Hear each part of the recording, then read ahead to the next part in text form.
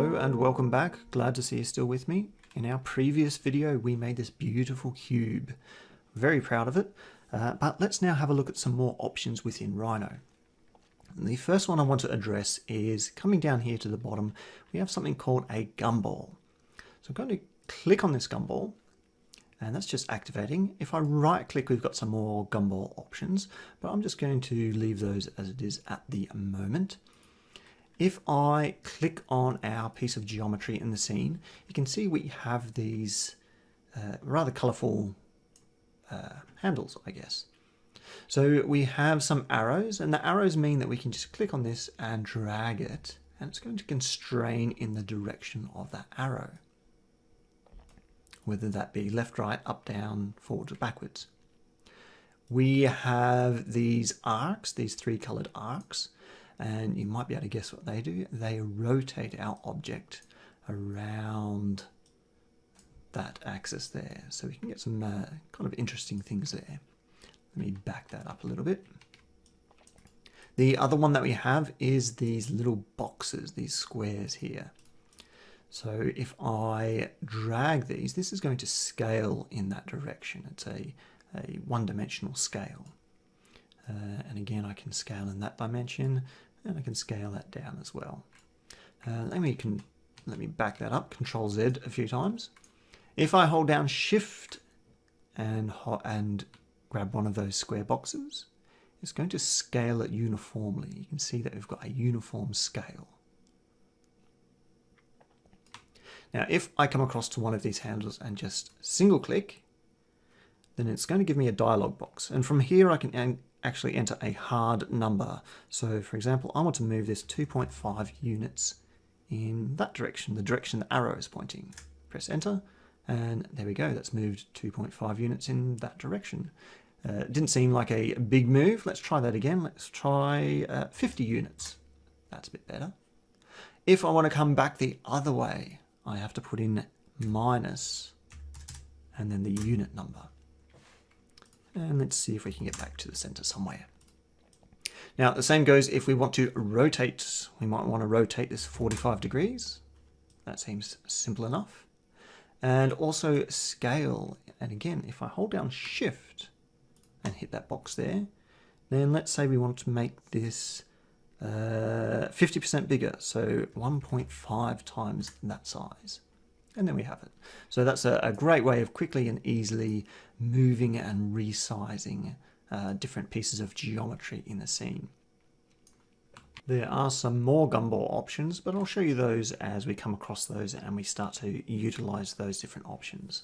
Okay, the other thing we want to have a look at is across here with the panels. Now, if you don't see these panels, for example, if I make these disappear magically, and you want to see these panels, just come to Window and Panels, and if you just select the first one, say Properties, then you can see that we've got these panels here. Now you can tear this off and drag this around, but you can also come across the side here, and we'll get that little indication that it wants to dock. And you can see that we've docked there to the side. Now the perspective is, the properties is one that I like to keep up. And that basically helps me understand what the geometry in my scene is doing. For example, we've got a box here. Now this box is a very simple piece of geometry.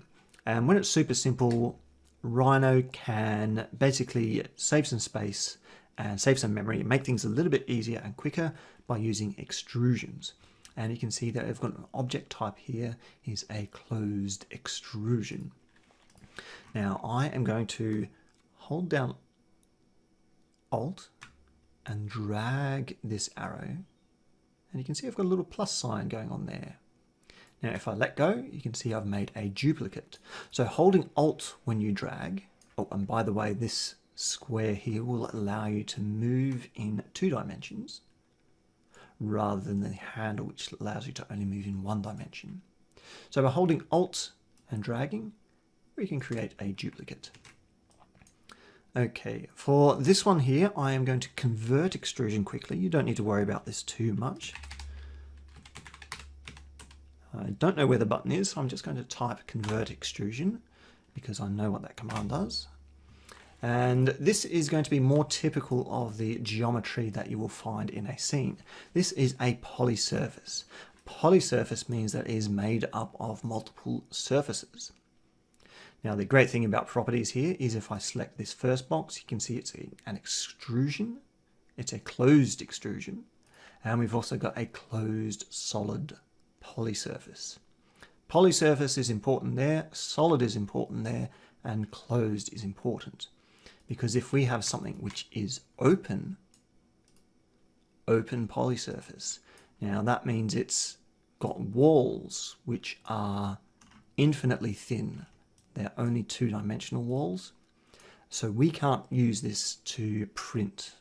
If we want to convert this into have this 3D printed and cast this, we can't because it's open. We've got these infinitely thin walls. So one thing we need to make sure is always referencing and making sure that we're using closed polysurfaces. Control Z, and you can see we've got that face back and we've got a closed solid polysurface. Fantastic. Now FYI, another way of checking what an object is, if you want to know what it is, use the command what.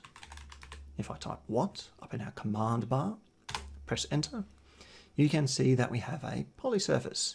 Coming down here to geometry, you can see that we've got a valid polysurface that is closed and solid, and it's got 6 surfaces, made up of 6 surfaces, as a cube should be. So typing what will also give you more information, which is quite handy because there's a lot more information that you may want to come across in the future. So just roll down here, you can see it's got, it'll have things like manifold edges, tolerances, the layer that it's on, object ID, all that good stuff there. But let's close that for now. This properties is just a really simple, easy way of finding out what that object is. Another panel that I like to keep open is the display panel. You can see that's this one here. I'll click on that, and that's going to give us some more information about the display view here. And if you don't see some of these, if you come to the little cog icon, it may be up the top here, it may be down the bottom, it depends on your version of Rhino. And again, this is different in Rhino 8 to Rhino 7 and previous, but there may be something called add or remove panels, or you may just see a list of panels here. And these are different panels which are going to help you with your modeling. So if you don't see a particular one that I'm describing, you can come down here and just click on one and you will see that's going to pop up. I'm just going to click away for the moment. So display is going to tell us which is the active viewport, currently perspective. You can see that with the highlighted tab there, and also the display mode. From here we can change the different display modes, but that's fine. I'll just leave it on shaded for now. Don't have to worry too much about this for now, but it's just a useful thing to have kind of floating around.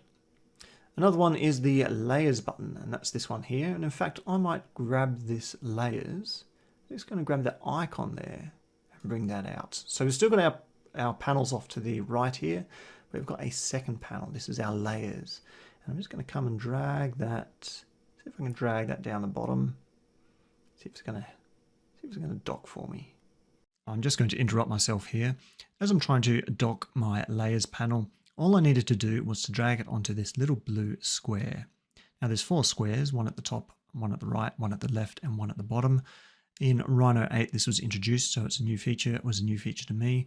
I wasn't terribly familiar with it, but going forward all you need to do is just drag that onto that blue square and it's going to dock quite nicely, which I eventually managed to do.